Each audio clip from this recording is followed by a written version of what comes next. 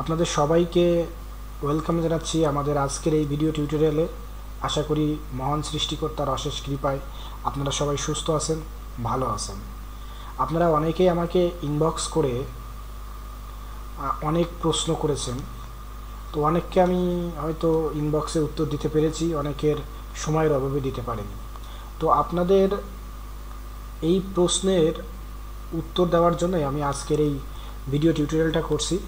আশা করি এই টিউটোরিয়ালটা প্রথম থেকে শেষ পর্যন্ত যদি আপনারা ধৈর্য ধরে দেখেন, তাহলে আপনাদের এই হাজার প্রশ্নের উত্তর পেয়ে যাবেন এবং আপনারা নিজেদের বিষয়ে একটা সুন্দর সিদ্ধান্ত নিতে পারবেন। তো আর কথা বাড়াচ্ছি না, আমরা আজকের টপিক্সে চলে যাচ্ছি। আর আজকের টপিক্সের ব্যাপার হচ্ছে স্মল ফার্মার্স ডেভেলপমেন্ট ফাউন্ডেশন নিয়ে। এই ফাউন্ডেশন বা এই প্রতিষ্ঠানটা নিয়েই হচ্ছে আপনাদের হাজার প্রশ্ন। তো আমি যেসব প্রশ্নগুলো আমার ইনবক্সে পেয়েছি সেই সব প্রশ্নগুলো আমি একটা লিস্ট করে আমি ধারাবাহিকভাবে সেই সব প্রশ্নের উত্তর দিচ্ছি। তো শুরুতে আমি যে প্রশ্নটা আপনাদের এখানে দিচ্ছি সেটা হচ্ছে এসএফডিএফ সরকারি নাকি বেসরকারি চাকরি। তার মানে আপনারা অনেকে জানতে চেয়েছেন যে এই যে স্মল ফার্মার্স ডেভেলপমেন্ট ফাউন্ডেশন, এটা কি সরকারি প্রতিষ্ঠান নাকি বেসরকারি প্রতিষ্ঠান। এটা এখন এই প্রশ্নের উত্তরের জন্য আপনাদেরকে জানতে হবে যে সরকারি প্রতিষ্ঠান কোনগুলো আর বেসরকারি প্রতিষ্ঠান কোনগুলো, মানে সরকারি প্রতিষ্ঠান কেমন হয়, বেসরকারি প্রতিষ্ঠান কেমন হয়। তো বেসরকারি প্রতিষ্ঠান আপনারা জানেন, নন গভর্নমেন্ট প্রতিষ্ঠান সম্পর্কে আপনাদের একটু ধারণা আছে, কিন্তু এই এসএফডিএফ এর মতো যেসব প্রতিষ্ঠান আছে, এই সব প্রতিষ্ঠান নিয়ে আপনাদের একটু অস্পষ্টতা আছে। এইটা স্পষ্ট করার জন্য সরকারি প্রতিষ্ঠান হতে গেলে কি কি তাদের গুণাবলী থাকে বা কেমন হয় সেই বিষয়ে আমি একটু বলি। যে সকল প্রতিষ্ঠানের সব কিছু সরকার পরিচালনা করেন, নিয়ন্ত্রণ করেন, হস্তক্ষেপ করে, সেগুলো হচ্ছে সরকারি প্রতিষ্ঠান। তার মানে কি, সরকারি প্রতিষ্ঠান সরাসরি সরকার পরিচালনা করবে, নিয়ন্ত্রণ করবে, হস্তক্ষেপ করবে, সেগুলোই হচ্ছে সরকারি প্রতিষ্ঠান, অর্থাৎ সরকারের অধীনেই পরিচালিত হয় এবং সরকারি প্রতিষ্ঠানে সরকারের প্রত্যক্ষ প্রভাব বিদ্যমান থাকে। তার মানে আমরা এইটুখানি বুঝলাম যে সরকারি প্রতিষ্ঠান হতে গেলে সেসব প্রতিষ্ঠানের যাবতীয় সিদ্ধান্ত সরকার নিয়ে থাকে, এটা হচ্ছে সরকারি প্রতিষ্ঠান। আর বেসরকারি প্রতিষ্ঠান কোনগুলো হয়, যেগুলো ব্যক্তি মালিকানায় প্রতিষ্ঠিত হয় অথবা যেগুলো সরকার সরাসরি পরিচালনা বা নিয়ন্ত্রণ করে না, সেগুলো হচ্ছে বেসরকারি প্রতিষ্ঠান। ওকে, এখন এটা তো আমরা সরকারি এবং বেসরকারি বিষয়টা জানলাম, কিন্তু আমরা এসএফডিএফ কোন ধরনের প্রতিষ্ঠান এটা আমরা জানতে পারি না। ওকে, তো সরকারি এই যে প্রতিষ্ঠান বললাম আমি, যে সরকার পরিচালনা করে, নিয়ন্ত্রণ করে এবং সরকার হস্তক্ষেপ করে, সেগুলো সরকারি প্রতিষ্ঠান। তো এই যে সরকারি প্রতিষ্ঠানগুলো আছে, এই সরকারি প্রতিষ্ঠানের আবার একটু ধরন আছে। যেমন সরকারি রাজস্ব খাতের প্রতিষ্ঠান আছে, সরকারি স্বায়ত্তশাসিত প্রতিষ্ঠান আছে, সরকারি আধা সরকারি প্রতিষ্ঠান আছে, এরকম কয়েকটা ক্যাটাগরি প্রতিষ্ঠান আছে। তো আমি দেখেন দ্বিতীয় নম্বরে প্রতিষ্ঠান দেখেছি যে স্বায়ত্তশাসিত প্রতিষ্ঠান কি, মানে এসএফডিএফ কী ধরনের প্রতিষ্ঠান। তো আমি আপনাদেরকে বলি, এসএফডিএফ হচ্ছে সরকারি স্বায়ত্তশাসিত প্রতিষ্ঠান। তাহলে আমরা এসএফডিএফ সম্পর্কে একটা ধারণা কিন্তু পেয়ে গেলাম যে এসএফডিএফ কোন ধরনের প্রতিষ্ঠান। এসএফডিএফ হচ্ছে সরকারি স্বায়ত্তশাসিত প্রতিষ্ঠান। এখন প্রশ্ন এসে যায়, স্বায়ত্ত বানানটা এখানে আমি একটু ভুল লিখেছি। আচ্ছা, এখন আপনাদের অনেকের প্রশ্ন এসে যায় যে, সরি আমি বানানটা একটু ঠিক করে লিখি। এখন আপনাদের অনেকের প্রশ্ন এসে যায় যে স্বায়ত্তশাসিত কি। আপনারা অনেকেই স্বায়ত্তশাসিত বাংলা অর্থটা হয়তো ভালো বোঝেন না, অথবা হয়তো ভুল বোঝেন। স্বায়ত্তশাসিত হচ্ছে যেসব প্রতিষ্ঠান নিজেদের নির্দেশনা বা নিজেদের শাসনে চলে, মানে নিজস্ব নীতিমালায় চলে। এখন আপনাদের ভিতরে একটা বিভ্রান্তি তৈরি হচ্ছে যে আপনি একটু আগেই তো বললেন যে স্বায়ত্তশাসিত প্রতিষ্ঠান হচ্ছে সরকারি প্রতিষ্ঠানের একটা ধরন, তাহলে তো এখানে সরকারি সম্পূর্ণ পরিচালনা নিয়ন্ত্রণ করবে। সরকার 100% হস্তক্ষেপ, নিয়ন্ত্রণ এবং নীতিমালা প্রণয়ন করবে সরকারি রাজস্ব প্রতিষ্ঠানগুলো। কিন্তু যেসব প্রতিষ্ঠানগুলো সরকারি স্বায়ত্তশাসিত প্রতিষ্ঠান, সেসব প্রতিষ্ঠানের নিজস্ব নীতিমালা আছে। যদিও এইসব প্রতিষ্ঠানের মূলধন বাজেটিং সরকার করে থাকে, অনেক ক্ষেত্রে সরকারের বাইরেও অনেক সময় মূলধন বাজেটিং হয়ে থাকে, মানে মূলধনের যোগান হয়ে থাকে। ঠিক আছে, তাহলে আপনারা স্বায়ত্তশাসিত প্রতিষ্ঠানগুলো যেসব প্রতিষ্ঠান নিজেদের নিয়মকানুনে চলে, নিজেদের কিছু নীতিমালা থাকে, সেই নীতিমালার আন্ডারে চলতে পারে, সেইগুলো হচ্ছে সরকারি স্বায়ত্তশাসিত প্রতিষ্ঠান। তো এসএফডিএফ হচ্ছে সেই রকমই একটি সরকারি স্বায়ত্তশাসিত প্রতিষ্ঠান। এখন অনেকের মনে হতে পারে যে এসএফডিএফ সরকারি, আপনি কিভাবে বললেন? আমরা একটু এসএফডিএফ এর ওয়েবসাইট একটু ঘুরে আসি। এটা হচ্ছে এসএফডিএফ এর ওয়েবসাইট। ঠিক আছে, এখন এসএফডিএফ এর ওয়েবসাইটে যে আপনি দেখতে পাচ্ছেন এখানে বাংলাদেশ সরকারের একটা লোগো রয়েছে। সরকারি প্রতিষ্ঠান ছাড়া সরকারি এই লোগো অন্য কোনো প্রতিষ্ঠান ব্যবহার করতে পারে না। এছাড়াও দেখেন এই প্রতিষ্ঠানের মাননীয় মন্ত্রী হচ্ছে জনাব মোহাম্মদ তাজুল ইসলাম, তিনি স্থানীয় সরকার ও পল্লী উন্নয়নের মাননীয় মন্ত্রী, এবং মাননীয় প্রতিমন্ত্রী আছে জনাব মোহাম্মদ আব্দুল ওয়াদুদ। আর এখন সচিব হিসেবে আছে সিনিয়র সচিব পল্লী উন্নয়নের সমবায় বিভাগের আছে কে? মোসাম্মদ হামিদা বেগম। আর বর্তমানে এই এসএফডিএফ এর ব্যবস্থাপনা পরিচালক আছে জনাব মোহাম্মদ জাকির হোসেন আকন্দ। স্যারের বাড়ি হচ্ছে গোপালগঞ্জের গৌর নদীতে, আপনারা হয়তো অনেকে চিনে থাকবেন। ঠিক আছে, তো আপনারা এখানে দেখতে পাচ্ছেন যে মন্ত্রী বলেন, প্রতিমন্ত্রী বলেন, সচিব বলেন বা প্রতিষ্ঠানের যে এমডি ব্যবস্থাপনা পরিচালক, সবাই সরকারি ট্যাগ আছে বড় বড় ধরনের। তো এটা দেখে অন্তত আপনারা নিজেরাই সিদ্ধান্ত নিতে পারেন যে কোনটা সরকারি প্রতিষ্ঠান, কোনটা নন গভর্নমেন্ট প্রতিষ্ঠান। ওকে, তো আমি আবারও চলে যাচ্ছি প্রশ্নে। তাহলে আমরা 1 আর 2 এর উত্তর পেয়ে গেলাম। এখন প্রশ্ন হচ্ছে এসএফডিএফ এর চাকরি কি স্থায়ী? এই প্রশ্ন আপনারা অনেকেই আমাকে ইনবক্সে করছেন। তো এই প্রশ্ন আপনারা যখন এসএফডিএফ এর সার্কুলার দেশে, সার্কুলারটা যদি আপনারা ভালোভাবে পড়ে থাকেন তাহলে এর উত্তর কিন্তু আপনারা ওইখানে দেওয়া আছে। তো চলুন আমরা একটু দেখে আসি যে আসলে সার্কুলারে কি বলা ছিল। সর্বশেষ যে সার্কুলার এসএফডিএফ দিয়েছে, মানে যে নিয়োগ প্রক্রিয়া এখনও সম্পূর্ণ হয়নি, অনেকেই মাঠ কর্মকর্তা পদে আপনারা লিখিত পরীক্ষায় পাশ করেছেন, সামনে ভাইবা। তো আমরা একটু দেখি যে আসলে এটা স্থায়ী না অস্থায়ী চাকরি, সেটা একটু দেখি। তো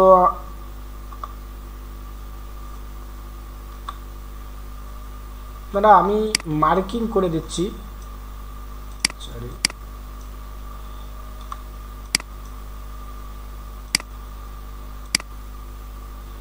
এই জায়গাটা যদি আপনারা একটু ভালো করে পড়েন তাহলে আপনারা বুঝতে পারবেন। ঠিক আছে, এখানে দেখেন লেখা আছে যে ক্ষুদ্র কৃষক উন্নয়ন ফাউন্ডেশন এর স্থায়ী শূন্য পদের বিপরীতে, এরা উল্লেখ করে দিচ্ছে আপনাকে যে স্থায়ী শূন্য পদের বিপরীতে আপনাকে নিয়োগ দিচ্ছে। এখন প্রতিষ্ঠান যেখানে সার্কুলারে উল্লেখ করে দিছে যে আপনাকে স্থায়ী শূন্য পদের বিপরীতে নিয়োগ দিচ্ছে, তাহলে আপনাকে 2 বছর চাকরিতে যদি আপনাকে বলে যে আপনার চাকরি আর নাই, আপনারা 2 বছরের জন্য নিয়োগ দেওয়া হয়েছে, আপনি কি শুনবেন? আপনি লিগাল কোনো অ্যাকশানে যাইতে পারবেন না। এই যে তারা যে নিয়োগপত্র দিয়েছে, নিয়োগপত্র নিয়েই তো আপনি এদের বিরুদ্ধে আপনি মামলা করতে পারবেন, রিট করতে পারবেন, আপনি প্রতিকার চাইতে পারবেন যে আমাকে স্থায়ীভাবে নিয়োগ দিয়ে আমাকে ঠকানো হয়েছে, এখন আমার চাকরি নাই। ঠিক আছে, তাহলে আপনারা বুঝে গেলেন যে যদি আপনারা সার্কুলারটা সুন্দরভাবে পড়ে থাকতেন তাহলে কিন্তু আপনারা বুঝতেন যে এটা হচ্ছে স্থায়ী পদ, মানে আপনি সরকারি নিয়ম অনুযায়ী যে কয় বছর চাকরি করা যায়, আপনি এখানে নিয়োগ পেলে আপনি সেই কয় বছর চাকরি করতে পারবেন। ওকে, আর একটু আগে আমি আর একটা কথা বলে আসছি, সেটা হচ্ছে যে এই যে প্রতিষ্ঠান স্বায়ত্তশাসিত, মানে এদের নিজস্ব কোনো নীতিমালা থাকে, এগুলো আপনারা কি করে বোঝেন? দেখেন, আমি আপনাদেরকে আরেকটা জিনিস দেখাই, এই জায়গাটা খেয়াল করেন। ঠিক আছে, আমি আবার একটু মার্কিং করে দেই। এই যে এই জায়গাটা লক্ষ্য করেন, দেখেন এখানে দিছে বয়স, সর্বোচ্চ বয়স সীমা 35 বছর। এখন আপনার যদি রাজস্ব খাতের জব হতো তাহলে কিন্তু আপনি 30 পার হলে আর আবেদন করতে পারতেন না। তাহলে এইসব সরকারি প্রতিষ্ঠানের নিজস্ব কিছু নীতিমালা নিয়ে তারা চলতে পারে বলেই এরা স্বায়ত্তশাসিত, এবং এদের এই নিজস্ব নীতিমালা আছে বলেই কিন্তু তারা 35 বছর পর্যন্ত আপনাকে অ্যালাউ করছে যে আপনি 35 বছর পর্যন্ত বয়সের ভিতরে থাকলে আপনি এই প্রতিষ্ঠানে আবেদন করতে পারবেন।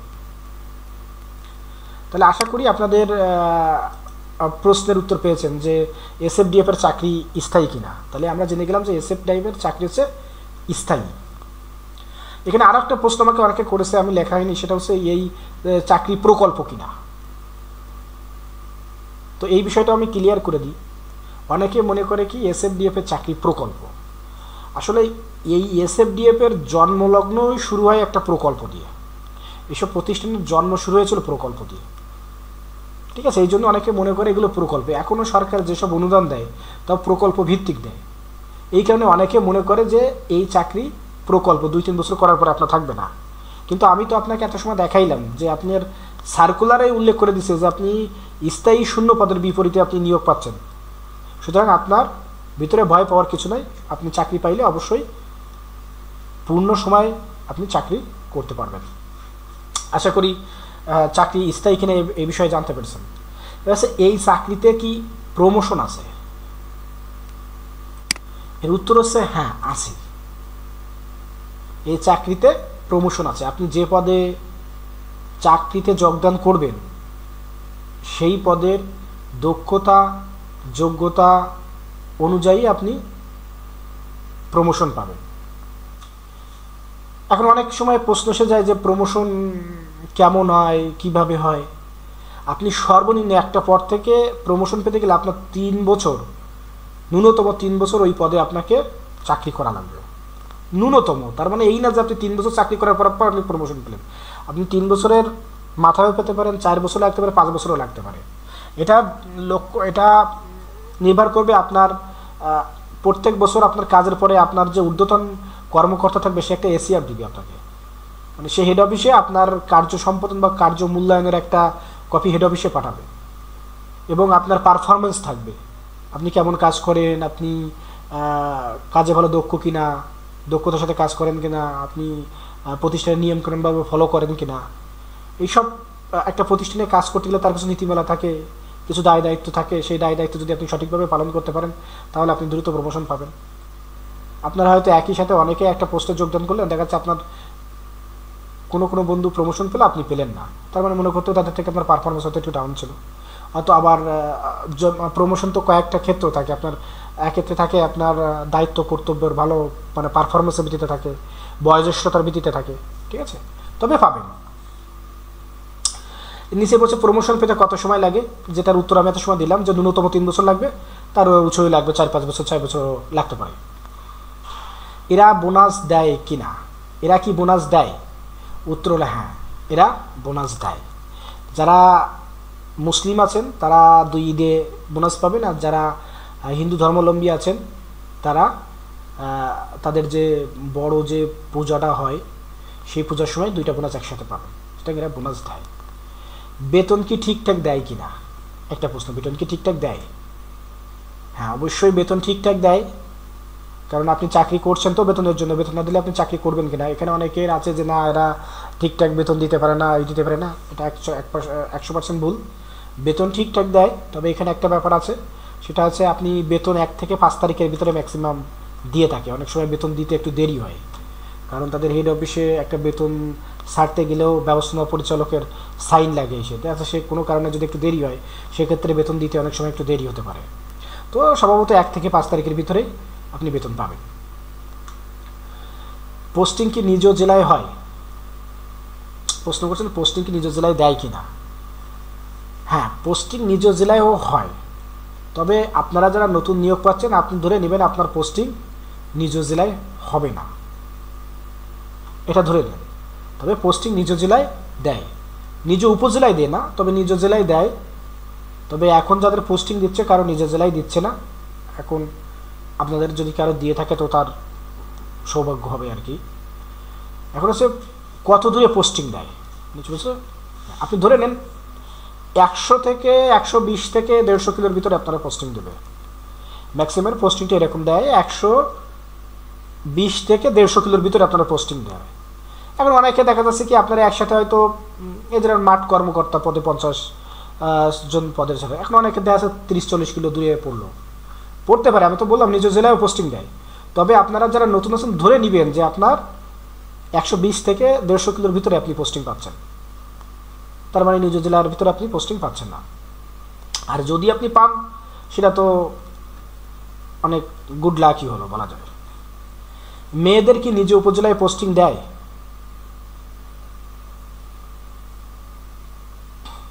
সাধারণত এসএফডিএফ এর কোনো কর্মকর্তা বা কর্মীকে নিজ উপজেলায় পোস্টিং দেয় না, নিজ জেলায় পোস্টিং দেয়। মেয়েদের ক্ষেত্রে হয়তো নিজ জেলায় পোস্টিং দিবে, এটা ধরে ধরে নেওয়া যায়, বা সে বললে হয়তো এই বিষয়টা প্রতিষ্ঠান দেখবে।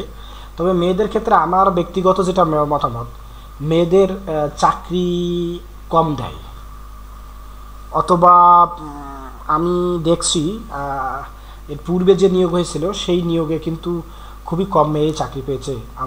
আমার জানা মতে মেয়ে কেউ চাকরি পেয়েছে আমি জানি না, শুনছিলাম একটা মেয়ে চাকরি পেয়েছে। তো এক্ষেত্রে মেয়েদের একটু কম চাকরি পায়, বা তাদেরকে একটু নিরুৎসাহিত হয়তো করা হয় যেহেতু বাইরে পোস্টিং দেয়, এই কারণে হয়তো হতে পারে।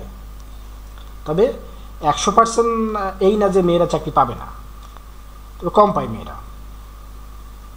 এই চাকরিতে পেনশন আছে কিনা? উত্তর হলো পেনশন নাই, এই চাকরিতে আপনি পেনশন পাবেন না। হ্যাঁ, তবে বর্তমান যারা নিয়োগ পাচ্ছেন, আপনি জানেন সরকার স্বায়ত্তশাসিত প্রতিষ্ঠানে প্রত্যয় নামে সার্বজনীন পেনশনের যে আরেকটা স্কিম প্রত্যয় আনছে, সুতরাং আপনারা হয়তো পেনশন পাবেন ওই প্রত্যয় মাধ্যমে আপনাদেরকে পেনশন দেওয়া হবে। এবং যারা আগে ছিল যে এককালীন টাকা পাওয়া যেত, এখনও আছে, যারা আগে যোগদান করছে তারা হয়তো এককালীনই টাকা পাবে, সে বিষয়ে হয়তো প্রশ্ন আমি পরে লিখছি, তখন উত্তর করতেছি। সুতরাং আপনারা যারা পেনশন আছেন কিনা তাদের আমি বলবো যে এখনও পেনশন নাই, তবে আপনারা যারা নতুন যোগদান করছেন তাদের পেনশন থাকবে, প্রত্যয় সরকারি নিয়ম নীতি অনুযায়ী প্রত্যয়তে হয়তো আপনাদের যুক্ত করে দেবে। এসএফডিএফ এর কাজের ধরন অর্থাৎ চাপ কেমন, টার্গেট আছে কিনা? একটা ভালো প্রশ্ন, যে অনেকে কাজ নিয়ে দ্বিধাদ্বন্দ্ব থাকে যে আমাকে কি কাজ করতে হবে। আপনারা ইতিমধ্যে জেনে গেছেন যে এসএফডিএফ হচ্ছে স্মল ফার্মার্স ডেভেলপমেন্ট ফাউন্ডেশন, ক্ষুদ্র কৃষকদের উন্নয়নে কাজ করে থাকে, এবং এটা একটা আর্থিক প্রতিষ্ঠান। প্রথমত কথা হচ্ছে এসব প্রতিষ্ঠানগুলো কেন প্রতিষ্ঠা হয় সেই বিষয়ে একটু বলি। এসব প্রতিষ্ঠানের কিন্তু একটা মহৎ উদ্দেশ্য থাকে। আপনি সাধারণ যে আমাদের জনগণ আছে এদেরকে বাছাই করে সরকার এদেরকে ফ্রি প্রশিক্ষণ দেয়। হয়তো আপনার উপজেলাতে বা আপনার যে ব্রাঞ্চে যদি জায়গা থাকে সেখানে সরকার একটা নির্দিষ্ট অ্যামাউন্টে টাকা দিবে, তারপর আপনি কিছু সদস্য বা কিছু লোকজন জোগাড় করবেন, তাদেরকে উপজেলা বিভিন্ন যে বিষয়ে আপনার ট্রেনিং দিবে সরকার, সেই বিষয়ের একজন বিশেষজ্ঞ কর্মকর্তা উপজেলায় থাকবে, তাকে নিয়ে এসে আপনাকে 2 দিন কিংবা 5 দিন আপনার অফিসে অথবা আপনি ভাড়া কোনো অফিসে তাদেরকে ট্রেনিং দেওয়াবেন। এবং এই ট্রেনিং দেওয়ার পরে মনে করেন আপনাকে মুরগি পালন ট্রেনিং দেওয়া হবে। এখন একজন মুরগি পালন করবে কিন্তু তার মূলধন নেই, তো তাকে তখন সরকার তাদেরকে একটা নির্দিষ্ট অ্যামাউন্ট দিয়ে দেয়, এবং তবে এই টাকাটা আপনাকে ফেরত দিতে হবে। অর্থাৎ কাজ হচ্ছে এনজিওর মতোই, আপনাকে টাকা দিতে হবে, টাকা আনতে হবে। ঠিক আছে, মানুষের জীবনমান উন্নয়নের জন্য এই প্রতিষ্ঠান বিভিন্ন ধরনের ট্রেনিং সরবরাহ করে থাকে, তারপরে তাদেরকে টাকা দেওয়া হয়। তবে পুরনো যেসব ব্রাঞ্চগুলোতে আছে সেসব ব্রাঞ্চগুলোতে হয়তো ট্রেনিং আগে হয়ে গেছে, অথবা আপনারা গেলেও অনেক প্রতিষ্ঠান ট্রেনিং হবে। তো মূল কথা হচ্ছে কাজ হচ্ছে আপনার এনজিওর মতোই কাজ, আপনাকে টাকা দিতে হবে এবং টাকা আনতে হবে। এখন ব্যাপার হচ্ছে কি, এনজিওতে প্রচুর চাপ থাকে, আপনার 3-4টা টার্গেট থাকে, আপনাকে সদস্য কমানো যাবে না, আপনাকে মাসে 20 লাখ টাকা দিতে হবে, আপনি ওডি ফেলতে পারবেন না, অনেক ধরনের টার্গেট সেখানে থাকে। এইখানে আসলে এই ধরনের কোনো প্রেশার নাই, তবে আপনাকে তো যেহেতু টাকা দেওয়া এবং নেওয়ার জন্য কাজ করছে, আপনার নিজস্ব একটা পারফরমেন্স আছে, সেই অনুযায়ী যদি আপনি মোটামুটি একটু কাজ করেন, আপনি খুব বলা যায় খুব ভালোভাবেই কাজ করতে পারবেন। এখন একটা ব্যাপার দাঁড়ায় যে যেহেতু আপনার সাধারণ মানুষের সাথে কাজ করতে হবে, টাকা দিতে হবে, টাকা আনতে হবে, সো কাজ এনজিওর মতো অনেকেই মেন্টালিটিভাবে এই জিনিসটাকে পছন্দ করে না বা নিতে পারে না, তার কাছে চাকরিটা সবসময় খারাপ লাগে, সে যত আরামেই থাক না কেন তার কাছে খারাপ লাগে। সে হয়তো মনে করে যে আমি অফিসিয়াল বসে পড়েই শুধু মানুষজন আসবে সার্ভিস দেব, ওই রকমই মনে যদি হয় তাহলে তার ক্ষেত্রে চাকরি একটু কঠিনই মনে হবে। আর একটা ব্যাপার হচ্ছে সেটা হচ্ছে আপনি যে প্রতিষ্ঠানে যেখানেই চাকরি করেন না কেন, চাকরি মানে অধীনস্থভাবে কারো কাজ করা। এবং আপনি দেখবেন আপনার বন্ধুবান্ধব যারা যে সেক্টরে আছে না কেন, দেখবেন সবাই বলবে যে না, কাজ ভালো লাগে না, আমি এখানে কাজ করা যায় না। মানে কাজ মানেই এরকম, মানে আপনি যখন কোনো কাজ যখন নিয়মিতভাবে করবেন তখন সেই কাজের পরে একটা বিতৃষ্ণা আপনার আসতে পারে। তবে আমি বলবো যে কাজকে যদি আপনি ভালোবাসতে পারেন, আর সবচেয়ে বড় কথা যদি আপনার নিজস্ব পরিবহন থাকে, যদি আপনার মোটরসাইকেল থাকে, তবে মনে করবে এই কাজ তো ওয়ান-টুর ব্যাপার, মানে যে কাজ দেবে আপনি খুব অনায়াসে করতে পারবেন। তার মানে আমি যেটা বললাম যে চাপ আসলে ওইভাবে কোনো চাপ নাই, আর টার্গেটও ওইভাবে দেয় না, এত সামান্য কিছু আপনার যেটুকানি না করলে নয়, আপনি 20-22 হাজার টাকা বেতন দিবেন অথচ কাজ করবেন না, সেটা তো হয় না। কারণ প্রতিষ্ঠান চলেই তো তার আয় দিয়ে চলে, সুতরাং আপনার বেতনটা তো আপনাকে আয় করেই নিতে হবে, তাই না? তো কাজ তো কিছু থাকবে, তো সেই কাজগুলো আপনাকে তো নিয়োগ দেওয়া হচ্ছে সেই কাজগুলো করার জন্যই, এবং সার্কুলারে সেগুলো স্পষ্টভাবে উল্লেখ করে দেওয়া আছে। সুতরাং আপনি তো জেনে শুনেই যোগদান করছেন, সুতরাং তাই আমি বলবো যে ওই ধরনের চাপ প্রেশার মনে করবেন না। আপনি নিজেকে যদি কাজকে ভালোবাসতে পারেন, খুব অনায়াসে স্বাচ্ছন্দ্যে কাজ করতে পারবেন। এ বিষয়ে আমি মনে করি খুব বেশি চিন্তা করার কিছু নাই। আচ্ছা, চাকরি শেষে এককালীন কত টাকা পাওয়া যায়? আচ্ছা, চাকরি শেষে এককালীন মোটামুটি একটা ভালো অঙ্কের টাকা পাওয়া যায়। এই বিষয়ে আমি আমার চ্যানেলে আরেকটা ভিডিও আমি করব। এই প্রশ্নটা আমি এখন উত্তর করতেছি না, আমি আপনাদেরকে দেখাবো যে কত টাকা আপনি পাবেন, কিভাবে পাবেন। এর জন্য আলাদা একটা ভিডিও করা দরকার, কারণ আজকের ভিডিও তাহলে একটু বেশি বড় হয়ে যাবে, আরও অনেক প্রশ্নের উত্তর আপনার করতে হবে। তো চাকরি শেষে আপনি মোটামুটি একটা ভালো অঙ্কের টাকা পাবেন, এটা নিয়ে আমি নেক্সট একটা ভিডিও আপনাদের দিয়ে দেবো চ্যানেলে, আপনারা চ্যানেল থেকে দেখে নিতে পারবেন। সপ্তাহে কি 2 দিন ছুটি পাওয়া যায়? হ্যাঁ, আপনি সপ্তাহে 2 দিন ছুটি পাবেন। সরকারি যেসব ছুটি আছে আপনি পূর্ণকালীনভাবে সেইভাবে ছুটি পাবেন, কোনো সমস্যা নেই। আপনি সপ্তাহে 2 দিনই ছুটি পাবেন, এবং সরকারি অন্যান্য যে ছুটি সেটা আছে সবই আপনি পাবেন, এ নিয়ে আপনাকে দুশ্চিন্তা করার কিছু নেই। মাঠ কর্মকর্তার 50টি পোস্টে 1400 টাকা কেন? হ্যাঁ, এই প্রশ্নটা অনেকে করছেন যে সাম্প্রতিক মাঠ কর্মকর্তার 50 পোস্টে 1400 টাকানো অনেকের কাছে খুবই ইলজিক লেগেছে, যে না এত লোকজন কেন টিকাচ্ছে, হয়তো অন্য কোনো চিন্তাভাবনা আছে কিনা তাদের। তো আমি যেটুকানি জানি সেইটুকানি বলি, এত টিকায় না, বাট এবার টিকাইছে একটাই কারণে। প্রথমত কথা হচ্ছে, এর আগে যে নিয়োগটা হয়েছে, মানে এটা তো 2023 সালের নিয়োগ, 2022 সালে যে নিয়োগটা দিয়েছিল সেখানে 20টা পোস্টে ছিল মাঠ কর্মকর্তার। তো ওই নিয়োগ প্রক্রিয়া কিন্তু আপনারা অনেকে এই পরীক্ষা দেওয়ার আগে দেখছেন, অনলাইনে প্রশ্ন আছে যে 3টা ধাপে কিন্তু পরীক্ষা হয়েছিল। প্রথম হয়েছিল এমসিকিউ, পরে হয়েছিল রিটেন, এবং তারপরে ভাইবা। এবং যে প্রক্রিয়ায় পরীক্ষাটা নেওয়া আছে একদম আপনারা যারা ব্যাংকের পরীক্ষা দেন সেম সিস্টেমে, এবং ওই নিয়োগে সবচেয়ে মেধাবী ছেলেপেলে এবং পাবলিক ইউনিভার্সিটির অনেক ছেলেপেলে ওই নিয়োগে চাকরি পেয়েছিল।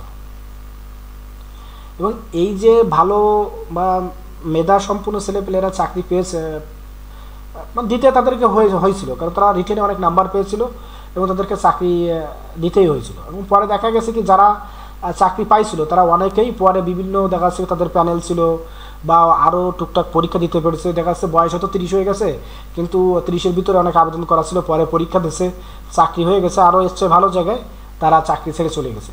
তো প্রতিষ্ঠান দেখছে যে অত্যাধিক মেধাবী ছেলেপেলে নিয়ে আসার ফলে তাদের অনেক ছেলেপেলে মানে প্রায় 50% মতো চাকরি হয়ে গেছে পরে প্রতিষ্ঠানে যোগদান করার ফলে। তাদের বারবার নিয়োগ দিতেও তো একটা প্রতিষ্ঠানের ঝামেলা আছে, একটা নিয়োগ প্রক্রিয়া, আর তারপর হচ্ছে সময় সাপেক্ষ ব্যাপার। আর ওই হঠাৎ করে দেখা যাচ্ছে কি যদি কর্মচারী চলে যায় তাহলে সেক্ষেত্রে কিন্তু ওই জায়গাটা শূন্যতা তৈরি হয়, সেক্ষেত্রে ওই কাজের গতিশীলতাও কমে যায়। এই কারণে এবার 1400 ঠিকানো হয়েছে। যাদের আপনাদের বয়স হয়তো একদম 35-এর ছুঁই এরকম অবস্থানে আছেন, তাদের চাকরি পাওয়ার সম্ভাবনা অনেক বেড়ে যাবে।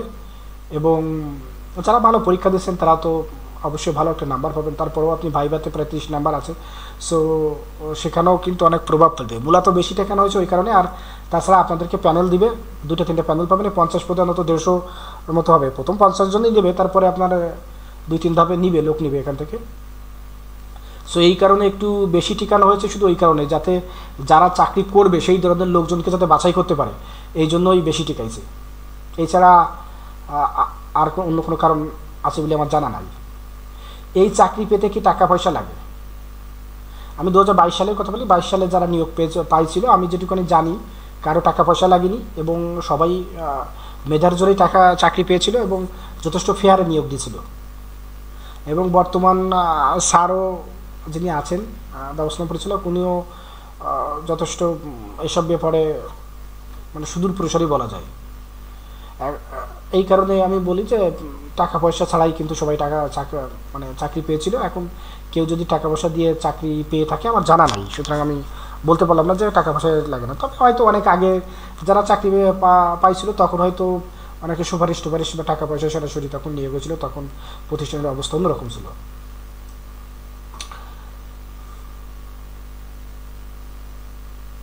আচ্ছা, এরপরে আছে SFDF এর চাকরি 100% ফেয়ারে নিয়োগ হয় কিনা। 100% ফেয়ারে নিয়োগ হয় কিনা এটা বলা কঠিন, তবে আমি যতটুকুনি জানি যে 2022 সালের নিয়োগে 100% ফেয়ারে নিয়োগ হয়েছিল, কোনো সুপারিশে কাজ হয়নি বা যারা ভালো পরীক্ষা দিয়েছিল তাদেরকে নিয়েছিল। তবে ওর ভিতরে জানার বাইরে যদি থেকে থাকে সেটা তো বলা অসম্ভব, তবে ফেয়ারেই নিয়োগ হয়েছিল। ভাই কেমন প্রশ্ন করতে পারে, গুড কোশ্চেন। যারা ভাইবা দিবেন আপনারা সামনে তাদেরকে বলি আপনি আপনার পঠিত সাবজেক্ট বিষয়ে ভালো জানবেন, SFDF কোন ধরনের প্রতিষ্ঠান, কিভাবে চলে, কাজ কি, এসব বিষয়গুলো জানবেন। আর যারা কমার্স ব্যাকগ্রাউন্ডে আছে তারা ফাইনাল অ্যাকাউন্ট, ব্যালেন্স শিট এসবগুলো থেকে প্রশ্ন হতে পারে, রেওয়ামিল থেকে প্রশ্ন হতে পারে, জাবেদা থেকে প্রশ্ন হতে পারে, কারণ আপনাকে সফটওয়্যারে কাজ করতে হবে। তো ওই সফটওয়্যারটা মূলত অ্যাকাউন্টেন্ট কিছু রিলেটেড কিছু কাজ আছে, যদিও আপনাদের দুশ্চিন্তা করার কিছু নেই, কাজ আপনাদেরকে শিখিয়ে দেবে, আপনাদের ট্রেনিং হবে, প্লাস আপনাদের যে উপজেলা ব্যবস্থাপক থাকবে তিনি জানেন, আপনারা যেখানে নিয়োগ পাবেন তিনি দেখাবেন, অথবা আপনার যেসব কলিগ আছে তারা আপনাকে হেল্প করবে, আপনি শিখে যাবেন।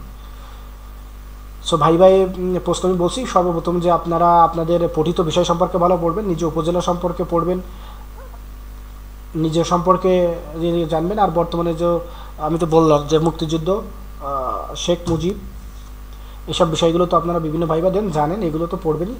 আর প্রতিষ্ঠান সম্পর্কে তো জেনে যাবেন, ওয়েবসাইটে অনেক তথ্য দেওয়া আছে, আপনারা ওয়েবসাইটে ঢুকলে পাবেন। আর আমি যদি সময় পাই মোটামুটি এই SFDF সম্পর্কে কী প্রশ্ন হতে পারে সেই সম্পর্কে একটা ভিডিও আমি দিব পরে। ভাই কত মার্ক থাকে এটা আপনারা জানেন, ভাই 70 মার্কের পরীক্ষা আছে, তার মানে 30 মার্ক ভাই আছে। বলার কিছু নেই, অমুক চাকরি থেকে এই চাকরি কি ভালো হবে। ভাই আমি এত সময় আপনাদেরকে এই প্রশ্নের যে উত্তরগুলো করছি, এই উত্তর থেকে আপনি এই ডিসিশনটা নিতে পারবেন যে আপনি কোন চাকরি করছেন, ওই চাকরি আপনার ভালো না এই চাকরি আপনার ভালো হবে, ঠিক আছে। সো এত সময় তারা বুঝতে পারছেন যে এই চাকরি প্যানেল হয় কিনা, অবশ্যই প্যানেল হবে, 1টা থেকে 2টা প্যানেল অবশ্যই হবে। SFDF এর সুবিধা অসুবিধা কি, আমি যতগুলো কথা বলছি সব প্রায় সুবিধার কথাই বলছি, অসুবিধা নিয়ে আমি একটা ভিডিও দেবো। প্রত্যেক কাজের কিছু সুবিধা থাকে, কিছু অসুবিধা থাকে, হয়তো সুবিধাটা বেশি থাকে, অসুবিধাটা কম থাকে। অসুবিধা নিয়ে আপনারা একটা ভিডিও পাবেন।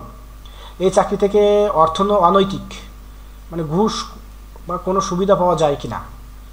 আচ্ছা, খুব ভালো একটা প্রশ্ন করছেন। তো আমি বলি যে আপনি যেখানেই কাজ করেন না কেন আপনি অবশ্যই অনৈতিক সুবিধা নিতে পারবেন। এখন ব্যাপার হচ্ছে অনৈতিক, যেটা নৈতিক নয় সেই কাজ যদি আপনি করেন তাহলে আপনার সে কাজে রিস্কও আছে।